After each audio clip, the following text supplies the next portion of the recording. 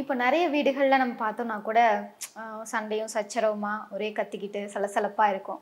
So அப்படி அந்த மாதிரியான பிரச்சனைகள் ஏற்படுறதுக்கு, அந்த நெகட்டிவிட்டி ஏற்படுறதுக்கு, வீட்ல இருக்கக்கூடிய ஏதாவது பொருட்கள் எதிர்மறையான தாக்கத்தை ஏற்படுத்தக்கூடியதா இருக்குமா? கட்டாயம் இருக்கும். வீட்ல முதல்ல சுத்தமா இருக்கிறது ரொம்ப அவசியம். சுத்தம்னு நான் சொன்னது ஸ்பிக் அண்ட் ஸ்பான் அப்படியே மூலையெல்லாம் நல்லா இருக்கணும்னு சொல்லல. தேவையற்ற குப்பைகள மூலைக்கு மூலை சேர்த்து வைக்கக்கூடாது. துணிகள மூட்டைக்கு மூட்டையா அப்படி அப்படியே அடுக்கி அப்படியே சுருட்டி சுருட்டி வைக்கக்கூடாது.